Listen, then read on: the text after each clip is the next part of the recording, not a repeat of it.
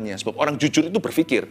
Dan kalau dia sudah berpikir, dan kalau dia sudah menimbang dengan hatinya, apalagi kalau dia sudah ketemu sama Tuhan, orang gitu nggak bisa digoyangkan. Orang jujur biasanya bukan hanya dicinta Tuhan, tapi dipercayai oleh Tuhan juga. Dipercayai perkara-perkara yang besar. Karena Tuhan tahu, orang ini tidak ada kepalsuan. Kalau dia berkata ya, ya, iya. Kalau dia berkata tidak, ya tidak. Nggak ada di tengah-tengah yang dari setan. Kalau Anda belum subscribe di channel ini, segera supaya Anda bisa mengikuti terus rema-rema dari Roh Kudus ya. Untuk sekarang ini, saya mau bicara tentang jujur hati. Penting sekali karena banyak orang diam-diam menyimpan dusta dalam jiwanya. Saya beri judul, orang jujur dicinta Tuhan. Orang jujur dicinta Tuhan. Buka bersama dengan saya di Yohanes pasal yang pertama, ayat 43. Kita akan bahas tentang Natanael. Banyak orang mengira bahwa orang jujur itu bodoh dan gampang dibohongin. Susah jadi orang jujur di dunia ini. Karena kita itu dibuat oleh setan salah mengerti. Kita dibikin salah paham. Kejujuran itu seolah-olah sebuah kelemahan atau cacat celah. Salah. Apa hubungannya jujur dengan tumpul pikiran? Nggak ada. Jujur itu value, virtue. Jujur itu nilai yang luar biasa di mata Kristus. Dan kita bisa loh jadi tulus seperti merpati, tapi tetap cerdik seperti ular. Orang jujur itu karakter soalnya. Dia bukan bunglon. Dia nggak terpengaruh nanti kalau tanahnya hijau, badannya ikut hijau. Nanti kalau dia di dahan coklat, dia ikut coklat. Orang jujur itu nggak pelin-pelan. Dia punya prinsip kehidupan. Coba saya luruskan. Orang jujur itu ternyata dicinta Tuhan dan akan dipromosikan oleh Tuhan cepat lambat. Yohanes pasal yang pertama ayat yang ke-43. Pada keesokan harinya, Yesus memutuskan untuk berangkat ke Galilea. Ia bertemu dengan Filipus dan berkata kepadanya, ikutlah aku. Filipus itu berasal dari Betsaida, kota Andreas dan Petrus. Sebentar, ini cerita sekilas Yesus memanggil murid-murid pertama. Ada yang ikut Yesus karena kesaksian saudaranya, seperti Petrus, ikut Yesus karena Andreas. Tapi Filipus langsung diberitahu sama Tuhan, ayo ikut aku, dia mengikut pula. Gitu aja, mudah sekali. Sebuah keputusan untuk ikut Tuhan. Tapi Filipus, di ayat yang berikutnya, di ayat 45, Filipus bertemu dengan Natanael, dan berkata kepadanya, kami telah menemukan dia, yang disebut oleh Musa dalam kitab Taurat, dan oleh para nabi, yaitu Yesus anak Yusuf dari Nazaret. Di ayat 45 ini masuklah lakon kita. Masuklah Natanael yang akan menjadi pembahasan saat teduh hari ini.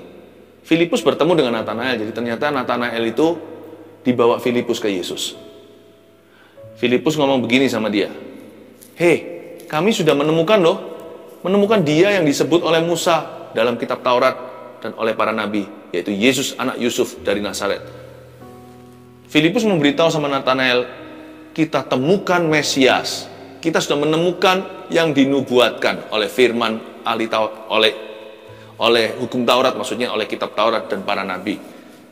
Filipus memberitahu bahwa Yesus itu adalah somebody.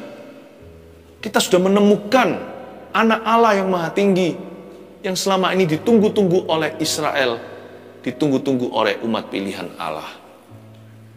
Dan Natanael harusnya langsung senang. Memang dia senang, tetapi ayat 46 kita sangat interesting bagaimana dia bereaksi. Ayat 46 bunyinya begini, kata Natanael kepadanya, mungkinkah sesuatu yang baik datang dari Nazaret? Apakah ini diskriminasi atau menghina Yesus? Enggak sih. Wong belum kenal kok. Tapi Natanael itu jujur ngomong apa adanya. Dia nggak terus asal percaya, huru-hara, orang-orang lagi kerumunan di mana, ngikuti aja. Lempar batu, merusak kiri kanan. Orang jujur itu bukan orang yang clueless, having no idea, nggak tahu mau berbuat apa, nggak punya pikiran yang jelas. Natanael itu orang yang mencari Tuhan.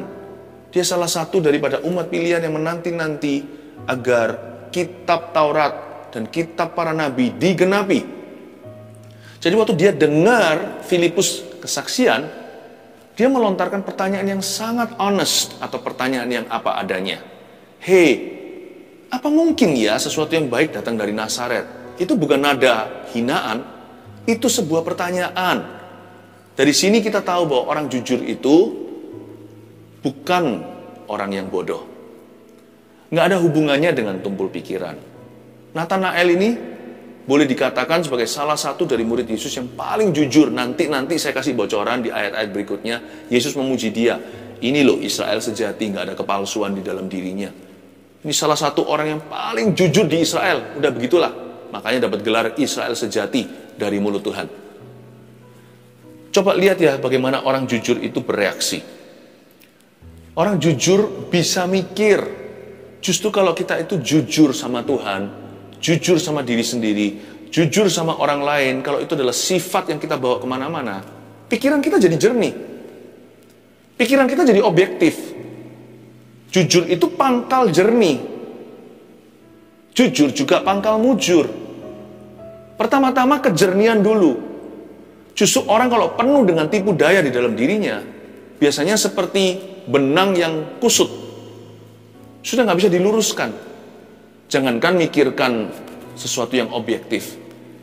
Orang yang nggak jujur, yang suka bohong, adalah orang yang tidak mengenal dirinya sendiri. Perkataannya sendiri pun akan diragukan. Jadi di sini kita pelajari di ayat 46. Nathanael itu bisa berpikir, dia bertanya dengan apa adanya. Mungkin nggak ya sesuatu baik datang dari Nazaret? Apa kata kitab Taurat? Apa kata kitab para nabi? Aku mau selidiki. Aku sih siap percaya kalau memang ini benar-benar Mesias yang dikatakan di dalam firman Allah. Tapi sebelumnya, izinkan aku untuk mencari dengan segenap hati. Dari sini kita tahu komitmennya. Kalau dia mau percaya, dia akan percaya sepenuhnya. Orang jujur itu bisa membuat keputusan. Biasanya decisive orangnya. Ya. Ayat 47 kata Filipus kepadanya, mari dan lihatlah. Yesus melihat Nathanael datang kepadanya, lalu berkata tentang dia, lihat, inilah seorang Israel sejati. Tidak ada kepalsuan di dalamnya. Filipus daripada berdebat, dia berkata, mari, sini saja dan lihatlah sendiri. Come and see. Yesus melihat Nathanael lalu datang kepadanya. Terus Yesus berkata tentang dia. The first remark. Komentar pertama Tuhan Yesus waktu bertemu dengan dia. Itu luar biasa. Tuhan berkata begini, lihat. Suruh orang lain semua lihat. Inilah seorang Israel sejati. Tidak ada kepalsuan di dalamnya. Yesus itu maha tahu. Langsung hal pertama yang Tuhan Yesus perhatikan adalah di dalam diri orang ini tidak ada kepalsuan. Kita dapatkan definisi orang jujur nomor 1. Tulis itu. Orang jujur itu tidak menipu dan menjebak. Kata kepalsuan dalam bahasa Yunaninya, bahasa Perjanjian Baru, itu artinya bait. Bait itu seperti orang memancing ikan, kasih cacing dulu, atau kasih apa di situ untuk menangkap supaya ikan itu makan kailnya dan terluka, lalu bisa diangkat sebagai hasil tangkapan. Kepalsuan itu bait, orang yang suka memancing, orang yang suka menjebak. Luar dalam nggak sama. Orang yang suka menipu, dan Tuhan bilang, orang ini nggak ada begituan sama sekali, di dalam dirinya tidak ada kepalsuan. There is no bait in him. Tidak ada pancingan di dalamnya. Orangnya apa adanya. Bukan berarti bodoh loh saudara. Orang ini apa adanya berarti dia selalu mengucapkan apa yang sungguh-sungguh dia rasakan di hati. Dia nggak pernah pura-pura, nggak pasang topeng, no bait in him. Tidak ada kepalsuan sama sekali. Dari komentar Yesus kita tahu standar jujur itu apa. Orang jujur itu tidak pernah menipu dan menjebak orang lain. Motivasinya selalu bersih. Mungkin dia tidak maha pengertian. Dia tidak mengerti segala sesuatu. Dia belum memahami apakah Yesus for real or not. Apakah Yesus inilah Mesias yang dimaksudkan, atau haruskah dia menunggu yang lain. Dia mau studi lebih lanjut. Dia mau selidiki. Karena itu dia nggak asal berkata aku percaya kalau dia nggak percaya. Tapi sekali dia percaya, Apapun tidak bisa menggoyahkan kepercayaannya. Sebab orang jujur itu berpikir. Dan kalau dia sudah berpikir, dan kalau dia sudah menimbang dengan hatinya, apalagi kalau dia sudah ketemu sama Tuhan, orang gitu nggak bisa digoyangkan. Orang jujur biasanya bukan hanya dicinta Tuhan, tapi dipercayai oleh Tuhan juga. Dipercayai perkara-perkara yang besar. Karena Tuhan tahu, orang ini tidak ada kepalsuan. Kalau dia berkata ya, ya, ya. Kalau dia berkata tidak, ya tidak. Nggak ada di tengah-tengah yang dari setan. Dia nggak pernah berkata ya, lalu kemudian dia nggak mau. Dia tidak pernah berkata tidak, lalu diam-diam di belakang layar dia melakukannya. Tuhan bisa pegang orang jujur pada perkataannya. Makanya Tuhan suka orang yang begituan. Apalagi orang yang tidak punya agenda pribadi yang tersembunyi. Bukan orang yang bergerilya untuk menjatuhkan orang lain atau menjebak mereka atau mengambil keuntungan. Orang jujur itu tidak ada kepalsuan di dalam dirinya. Dan Yesus suka yang begituan. Padahal Nathanael belum percaya sama Yesus. Boleh dikatakan Nathanael masih meragukan. Yesus itu beneran nggak? Apa ini? Atau tunggu orang berikutnya? Tapi Tuhan suka dulu karakternya itu loh. Tuhan bilang orang ini bisa jadi muridku. Dia bisa menjadi orang kepercayaanku. Sebab dia tidak pernah menipu atau menjebak orang lain. Berniat demikian pun tak pernah masuk dalam pikiran. Lihat, inilah seorang Israel sejati, tidak ada kepalsuan di dalamnya. Ayat 48. Kata Nathanael kepadanya, bagaimana engkau mengenal aku? Jawab Yesus kepadanya, sebelum Filipus memanggil engkau, aku telah melihat engkau di bawah pohon ara. Ayat 48 menunjukkan sifat orang jujur yang berikutnya. Lihat ya, jawaban Nathanael itu patut kita angkat topi terhadapnya. Biasanya kalau kita dipuji, pujian itu nggak benar, nggak apa-apa. Pokoknya kita senyum dulu, kita tersipu-sipu dan berkata, jangan gitu. Enggak lah ya, tapi kita senang sekali. Kita terima pujian itu. Sekalipun pujian itu tidak tepat dengan realita. Tapi Nathanael nggak begitu. Kata Nathanael kepadanya, tunggu Tuhan, bagaimana engkau mengenal aku? How do you know that I'm like that? Bagaimana engkau mengenal aku? Ini bukan keraguan. Dia berkata, Tuhan, are you sure? Apakah aku adalah Israel sejati seperti yang kau katakan? Tidak ada kepalsuan di dalam diriku. Apakah aku memang layak terima pujian itu? Setauku aku ini orang berdosa, aku ini juga punya kelemahan. Tapi Tuhan lebih mengerti aku. Biarkan terjadi padaku sesuai dengan perkataanmu. Orang jujur, definisi kedua tulis ini, orang jujur itu tidak makan pujian mentah-mentah. Kelihatan, mau tahu orang itu jujur nggak puji dia. Kalau pujiannya benar, nggak apa-apa, ya memang dia layak menerimanya. Paling tidak dia akan berkata thank you dengan rendah hati atau terima kasih. Ya nggak usah kita berlebihan kalau kita dipuji. Nggak usah gitu juga. Kalau memang iya, kita berkata thank you. Pinter ya, wah nilainya bagus sekali ya. Jangan berkata enggak, memang nilainya bagus kok. Lulusnya summa cum laude lagi. Tapi ya nggak usah berkata, iya aku pintar. Nggak usah dibumbui. Kalau ada orang berkata, Anda pandai sekali, nilainya bagus sekali, Anda cukup berkata, terima kasih, terima kasih. Terima kasih Om, terima kasih Tante, terima kasih Pak, terima kasih Bu. Cukup begitu, dengan rendah hati berkata thank you.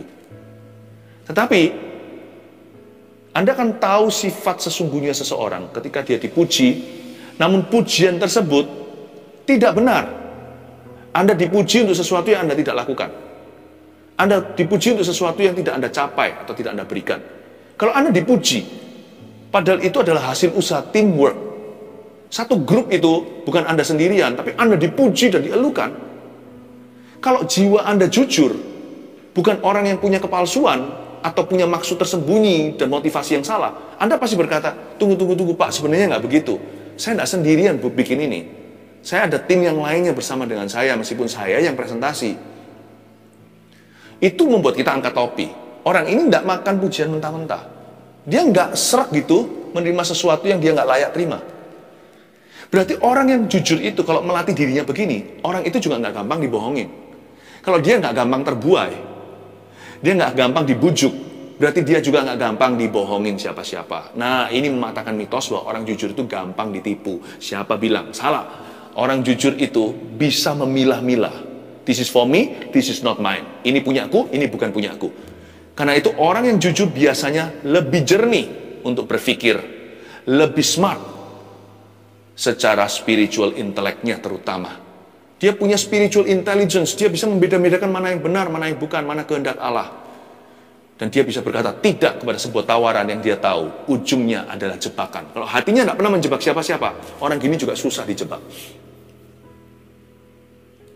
Makanya Yesus berkata, kamu mau cerdik seperti ular, tulus dulu seperti merpati. Lanjutkan berikutnya, engkau akan cerdik seperti ular juga. Jadi kalau hati kita sudah benar itu gampang sekali untuk kita itu diberi Tuhan karunia, yaitu kepekaan untuk melihat orang. Dan Tuhan Yesus berkata gini, jawab Yesus kepadanya di ayat 48b. Sebelum Filipus memanggil engkau, aku telah melihat engkau di bawah pohon ara. Aku telah melihat engkau di bawah pohon ara.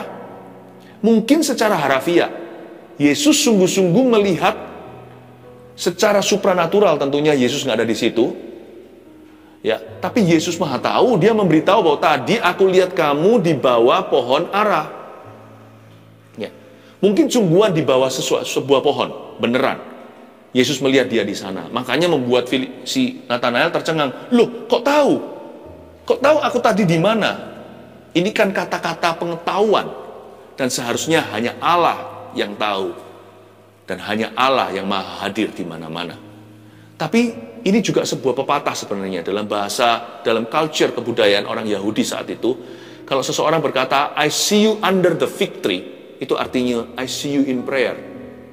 Bisa jadi ini bukan harafiah, tapi kiasan. Yesus berkata, aku telah melihat engkau di bawah pohon ara, dengan kata lain, aku melihat kamu sebelum kesini tadi berdoa, dan aku tahu doamu apa, dan aku ada dalam doamu, aku menjawab doamu, membuat dia semakin tercengang, bukan tahu lokasinya saja, Yesus tahu apa yang dia doakan. I saw you under the fig tree. Aku melihatmu meditasi. Aku bahkan tahu ayat mana yang kamu baca dari kitab Taurat tadi, dan apa yang kamu serukan kepada Allah Bapakku. Aku tahu semuanya. Doa yang kau ucapkan dalam hati, gak seorang pun pernah mendengarnya. Bahkan ibumu sendiri pun tidak tahu. Istrimu juga gak tahu kalau dia sudah menikah. Aku Tuhan mendengarnya. Membuat Nathanael semakin yakin, Yesus sungguh-sungguh adalah anak Allah. Karena hanya Allah yang maha tahu. Dia berkata, aku melihatmu di bawah pohon ara. I was there when you prayed. Aku ada di situ waktu kamu berdoa. Dia kaget kan? Ini kan manusia. Anak tukang kayu katanya. Kok bisa dia ada di dalam doa saya? Waktu saya berdoa kok dia ada di situ? Karena setauku hanya Allah lah yang bisa mendengar doa. Mungkinkah dia inilah Allah? Nanti dia berkata, you are the son of God. Kamulah anak Allah. Tentunya bukan karena Tuhan tepat menebak lokasinya. Tapi lebih daripada itu, Tuhan memberitahukan kepadanya apa yang dia doakan tadi sebelum ketemu Yesus. Amazing encounter with Jesus. Ayat 49, kata Nathanael kepadanya, Rabi, engkau anak Allah, you are the son of God, engkau raja orang Israel.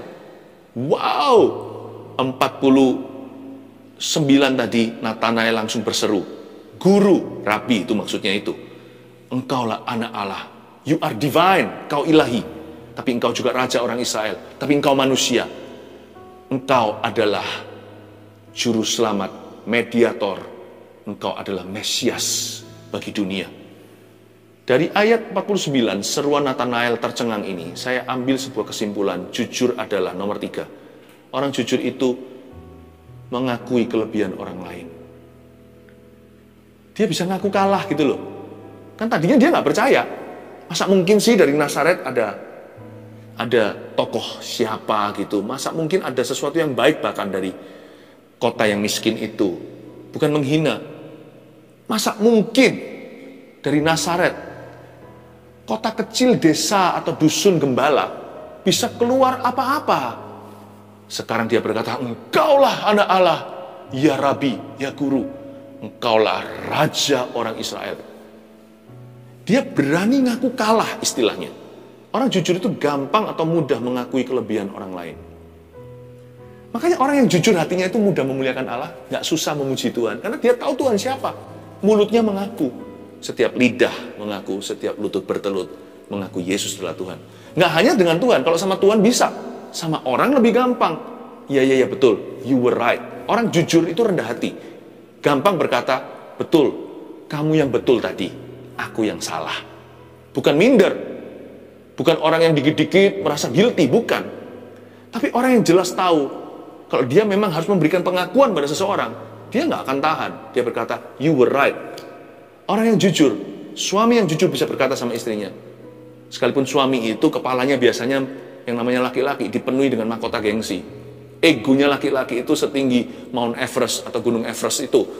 Tapi kalau kita memang jujur dengan Tuhan dan jujur dengan diri sendiri, kita kan gampang jujur dengan orang lain. Kadang-kadang kita terpaksa dan harus berbesar hati untuk berkata pada istri kita sendiri, Mama atau sayangku, you were right. Kamu yang benar tadi. Sorry I acted that way. Maaf, sorry ya, aku tadi kok begitu. Itu akan banyak hal selesai sendiri di dalam rumah tangga. Sebenarnya jujur itu pangkal sehat. Sehat bisnisnya, sehat hubungannya, sehat keluarganya, sehat imannya. Makanya Tuhan itu senang sekali kalau kita itu punya kejujuran. Hanya dalam saat teduh ini saya coba hancurkan mitos-mitosnya. Supaya yang sisa adalah kebenaran. Rabi, engkau anak Allah, engkau raja orang Israel. Orang yang berhati atau berjiwa benar lebih gampang berhati dan berjiwa besar. Mereka mudah mengakui kelebihan orang lain. Nah, ayat yang ke-50, Yesus menjawab, katanya, karena aku berkata kepadamu, aku melihat engkau di bawah pohon ara, maka engkau percaya. Engkau akan melihat hal-hal yang lebih besar daripada itu. Ayat 50 ini Yesus bukan marah ya, seolah-olah menyindir dia, bukan sih. Tapi Yesus memang meluruskan, dia berkata, loh, kamu ini percaya karena aku ngomong begini? Karena aku bisa memberitahu kepada kamu tadi kamu doa apa? Ayat mana yang kamu baca? Waktu kamu tadi di bawah pohon ara, bahkan tahu lokasinya. Kamu duduknya ngadep mana? Bersila atau berlutut, aku tahu semuanya. Jadi kamu kagum karena aku ngomong begitu. Oh, Nathanael. Kamu akan melihat hal-hal yang lebih besar daripada itu. Yesus ngomong ini bukan karena tersinggung. Yesus ngomong ini untuk memberitahu sama dia, aku berkenan kepadamu. Kamu ini lucu, diberitahu gitu baru percaya ya.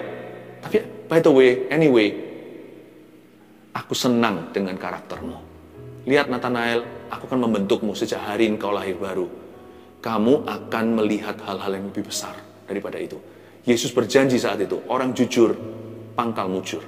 Saya tidak berbicara tentang kemakmuran. Saya bicara tentang rencana Tuhan yang sepenuhnya. You and me, Anda akan melihat, kamu akan melihat, kata Yesus kepada orang jujur, perkara-perkara yang lebih besar. Ayat yang ke-51, lalu kata Yesus kepadanya, aku berkata kepadamu, sesungguhnya engkau akan melihat langit terbuka dan malaikat-malaikat Allah turun naik kepada anak manusia. Lalu nggak ada lagi ayat 52. Karena di sini saya bisa bayangkan yang namanya Nathanael itu, dia punya rahang, jatuh ke bawah berapa senti. Mungkinkah ini ayat yang dia baca tadi dari Taurat waktu dia belum ketemu Yesus di bawah pohon ara, sementara meditasi atau dalam roh doa, atau sementara dia sedang berdoa. Karena ini adalah ayat cerita tentang Yakub Yakub melihat ada tangga naik turun. Mungkin pada waktu di bawah pohon ara, si Nathanael sedang bergumul sendiri. Siapa yang dimaksudkan? Tangga ini apa ya? Hari itu dia melihat ternyata tangga itu bukan tangga beneran. Tangga itu adalah seorang pribadi, Yesus namanya. Akulah yang menjadi perantara antara langit dan bumi, antara sorga dan dunia. Akulah tangga ke Bapa, jalan kebenaran dan hidup. Tak seorang pun datang pada Bapa kecuali melalui aku. Akulah naik turunnya. Seolah-olah seperti Yesus menggenapi nubuatan perjanjian lama. Bapak Yakub yang mendapat penglihatan. Yesus berkata, Nathanael, kamu sedang melihat tangga itu. Dan bukankah ayat ini tadi kamu baca di bawah pohon ara? Nggak ada ayat 52. Mungkin pada saat itu tidak dicatat lagi, tidak direkod apa yang terjadi. Bisa jadi Nathanael langsung tersungkur di bawah kaki Yesus tanpa kata bisu 1000 kalimat. Dan hanya tersungkur menyembah dan berkata, engkaulah anak Allah. Aku percaya. Hari itu Nathanael bukan hanya diselamatkan, dia diurapi. Ayat 51 sangat-sangat mungkin bahwa ayat yang dibaca oleh Nathanael diucapkan oleh Yesus. Tapi yang pasti dari cerita ini, saya tahu bahwa orang jujur itu dicinta oleh Tuhan. Dan orang yang jujur akan dipromosikan. 1, 2, 3 jangan lupa, inilah definisi orang jujur yang dicinta Tuhan. Orang jujur itu tidak menipu dan menjebak. Taruh di dalam dadamu. Taruh di dalam hati. Miliki hati seperti ini. Minta sama Roh Kudus beri. Orang jujur itu yang nomor 2, tidak makan pujian mentah-mentah. Kalau Anda dipuji, tanya dulu. Maksudnya, bukan maksudnya, tapi Anda kalau merasa tidak layak terima, Anda boleh ngomong sesuatu. Tapi kalau Anda rasa layak terima, cukup berkata thank you. Kalau Anda dipuji untuk sesuatu yang Anda tidak lakukan, jangan mau. Katakan, no, tidak seperti itu. Tapi thank you. But, bukan seperti itu kok. Teman-teman yang bikin itu bukan saya. Yang ketiga, orang jujur itu mengakui kelebihan orang lain. Yang pasti orang jujur sangat dicinta oleh Tuhan. Miliki hati seperti itu ya. Jangan ada kepalsuan di dalam dirimu. Jangan ada bait atau pancingan apa-apa. Sama Tuhan apa adanya. Dan Tuhan akan menunjukkan anak tanggamu menuju ke atas pada rencana Allah. Orang jujur dikenan olehnya. Haleluya. 1 Petrus 4 ayat 7. Kesudahan segala sesuatu sudah dekat. Karena itu, kuasailah dirimu dan jadilah tenang, supaya kamu dapat berdoa. Saudara yang terkasih, terima kasih telah mendengarkan firman Tuhan hari ini. Jangan lupa untuk dukung terus channel ini dengan cara subscribe, like, share, dan juga komen, agar saudara kita yang lain juga boleh terberkati. Tuhan Yesus memberkati kita.